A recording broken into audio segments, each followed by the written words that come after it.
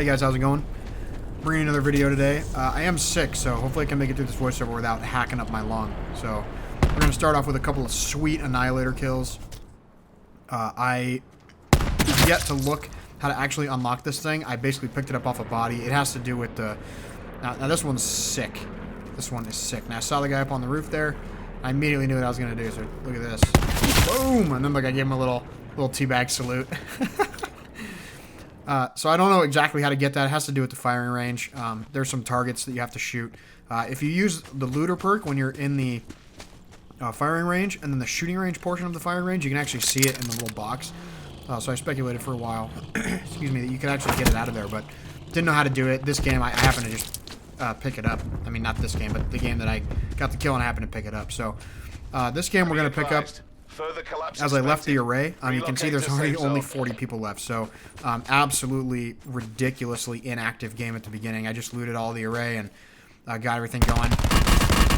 Now, I had heard that guy, I had seen this guy, and I was running for him. I saw the guy in the car, so I dealt with the guy in the car, didn't bother looting him because I knew this guy was still up here, came up here, and, you know, there he is, laying down in a bush. As people so often do in this game. Which is just, you know, I mean...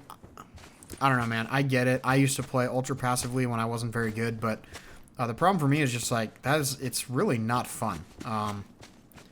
There's absolutely, I mean, I guess if you enjoy it, then you can do it that way, but for me, there's absolutely zero enjoyment out of playing the game that way, where it's so passive that nothing ever really happens. So, as you see here, I'm sort of getting the things that I need out of the box that I'm looting. I grabbed some stuff. I mean, not the best loot, but I needed a bunch of stuff. Needed a bunch of attachments and different stuff, so yeah. So anyway, so now that's all done. Now I would say the theme for this game was, you know, there wasn't a lot happening. As you see, again, here we are, 19 people left. Excuse me, I only have 2 kills. So, you know, I do get a win, I do get a respectable amount of kills, but as you, I mean, sometimes these games just go this way, you know, sometimes you can't really choose how they happen. So this one, I can see him right now on my dart as I'm watching this back, but I don't know if I actually saw him here until just there. You know, I am colorblind, so a lot of times that contrast, I'm red-green colorblind, so a lot of times that contrast of the red dot on the green sometimes gets lost, and I can't see it very well. So, you know, it's possible I didn't see him at all, but his first shot looks good. I thought that was a good shot, but you know, I don't know, whatever. So what you'll see now is this is going to start off a sequence of just me challenging everything. One of my pet peeves is when I watch some of the better streamers, especially like Optic TP. He'll do this thing when he has I almost called it 50 cal. He'll do this thing where he has a paladin, where he'll just shoot and shoot and shoot and shoot, and he'll probably shoot 20, sometimes even 30 shots, and he won't hit the guy, or he'll hit the guy a few times but not kill him. And I just, for whatever reason, that just bugs me really bad. I mean, like a sniper, people just don't use snipers the way they're meant to be used. So, in this case, I can see this guy. Now, I'm still not that familiar with these snipers. So, even though I've been using the Outlaw and the Koshka a decent amount recently, with the 3X, which is what I saw from TP. I hated these sights so badly. And then I started using them, and I thought, oh, that's actually much easier. It gives you a lot more freedom with the shot. You know, you're not really going for, like, ultra long-range shots with these guns anyway, so it makes more sense. With the Paladin, I still run the sniper scope because it's kind of pointless with the 3X, but I'm just challenging this guy just constantly. And, you know, in my opinion, all I need to hit is like 1 or 2 good shots, and then I can get him. In his opinion, though, I'm just bad, so there's no reason for him to not continue challenging me. That's why he's just standing up there. You know, I mean, a lot of people that you play against have brass balls anyway, and they'll make these dumb plays just, you know... I think I've heard you call them ego challenges, which is basically like where people just won't back down. And, you know, I heard something over here, so... I'm just coming to loot.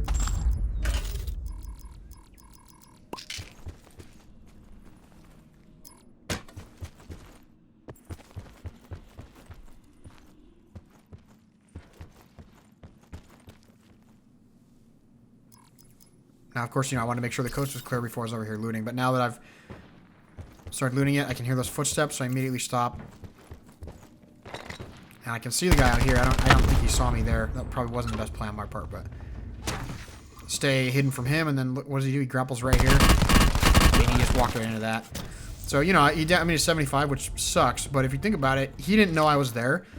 Be advised. And he grapples up and does 125 Relocate damage to to me safe in the zone. time that I do 150 to him. So it's like, I barely beat him and I was waiting for him, which, you know, I still think there's some aspect of lag to that. I haven't quite figured that out. And, you know, depending on the type of gun you use and stuff and how good you are. But to me, that just doesn't make sense, you know. He doesn't know necessarily that I'm there, so he does grapple up, but his first instinct is to turn left. So he has to come up here and turn 90 degrees before he kills me, and I just have to stare straight ahead before I kill him, and it still didn't work. So, I mean, I don't know. Who knows? But, yeah, I mean, in this game, it wasn't very good with the Outlaw. I am... excuse me, definitely not good with the Outlaw. Koshka, I'm... Circle collapse imminent. You know, I can do well with the Koshka. And I like the Koshka, actually. It's you know, significantly more powerful, so it's usually one shot if you're pretty good, 2 shots usually. But the Outlaw is 2 shots, and then it's 3 shots if you're kind of, like, not really as much on target. So I just don't like the Outlaw as much. It shoots really fast, but I can't acquire the target fast enough the second time in order to make use of the faster fire rate. So I'm using it, but I was challenging this guy repeatedly. You know, I don't like to let people get free passes. And so even though I'm really bad, as you see, look how long it's taking me to line up that shot. You see I'm really bad, but I don't want to let him just sit up there for free, you know? I mean, I don't know how many people can see him up there, but I'm one of the ones that I know he's up there, and I don't want to give him that for free. I don't want to let him just have that ultra high ground for free. And again, I thought that was a good shot. I mean, you know, whatever. I'm just kind of messing with some stuff. They're messing with some equipment. And look at this. And that's when I realized I don't have the fast mag, and it's just like, dude. And then I panic knife. I try to shoot, and you know.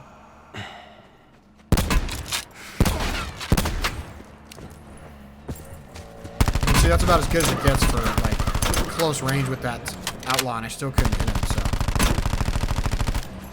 And, you know, it's always tough hitting.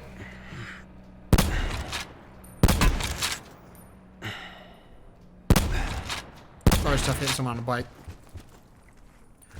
But there's just, I don't know, man. The other part to the Blackout that gets me is the aim just doesn't feel quite right. And, you know, there's been some conflicting reports online about, you know, aim assist in Blackout and how there isn't aim assist past a certain distance. Supply drop inbound. And how beyond, you know, like 25 meters or something, there's no aim assist. So, I don't know. It's a whole lot of just, you know, up in the air stuff about who or what it is, but I don't have much more to say, so I'll leave you with the rest of the video. But you know, I just was challenging this guy repeatedly up here and just kept missing, and then eventually I have to move, and the circle is closing. It's not very favorable for me, so I have to move pretty far. I can tell that now. I probably should have left now, but again, he's just sitting out there, and that was the only hit I got on him. It's like 15 shots, and it's the only hit I got on him. So, and see, that's what I'm after right there. You see how he immediately retreated behind the one side and blocked. That's what I was after that whole time, was just tag him and just let him know, hey, you can't just walk around for free. And so as soon as I see him do that, obviously I'm going to start moving up. But I don't want to, like, I'm trying to be careful and trying to dodge right and left because I don't know where he is still, and he's still up there. So now I get this tree for cover, which is great. The closer you are to a tree like this, the better angle you have. You know, like, there's almost no chance he's going to be able to hit me right here. If I lay down, which I used to do, if you lay down, then they can shoot you in the feet and stuff like that, and your feet will kind of splay out sideways, so that's not a good idea. Just play it safe behind the tree, and then if I was within a closer distance, like 100 feet, 150 feet, then you're at danger of getting grenaded, so you definitely don't want to stay behind a tree like this for very long. But since he's engaging me at distance, it's not a problem. And I heard that guy to the left there, so I get behind the rock, wait for him. It's kind of a decent throw, actually, but ready. And there you just leave the loot. Same I did to the car guy earlier. Same I did to the guy on the side of the house before I got on top of the house. Sometimes it's just not worth it to loot, you know. If you have what you need. I've got level 3. I've got 15 reds. I've got ammo. I've got some equipment. Now, this is something that I was thinking to myself after watching so many games of these guys who I watch play Blackout who are hyper aggressive and they push everything, they challenge everything. I respect that, and so for me, I've started doing that so much more, and I've talked about that a number of times. I've started doing that so much more. Yeah, see, I mean, like, look how close he is, and I can't. But those guys are, you know, they have solid aim. They have really solid aim. And, I mean, look how close that was to a loss. You know? Talking about crazy. Now, I've watched them be hyper-aggressive, and I know that that works, but I don't have the best shot. So, for me, you know, what I've been struggling with since I've been going hyper-aggressive pretty much all the time, I realize, like, you know, there are some times where you should play it safe. And in this case, it seemed relatively clear.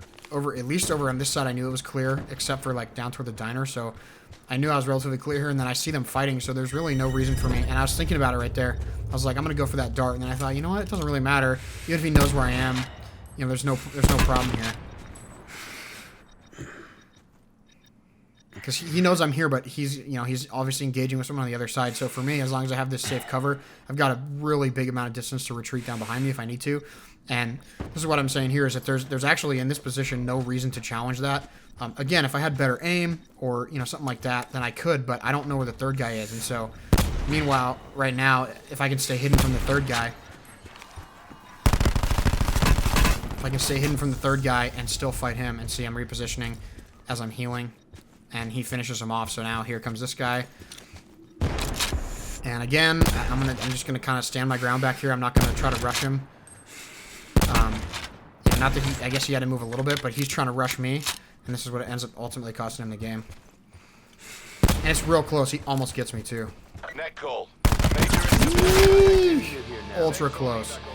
So anyway, hope you guys enjoyed that. This is just about, you know, when to challenge, when to not. And in that case, I played it safe. I was down there for almost 2 minutes down on the side of that hill, and I didn't feel the need to challenge because I had relatively good positioning, and I just played it, you know, in a thing of like, hey, you got to come to me, so I'll let you do that. So I'm just going to leave you here with my stats. On the way out, I was having a pretty good stretch of 10 games. 755 damage for 10 games is pretty solid for me, especially. So anyway, appreciate it. I will catch you guys in the next one. See you later.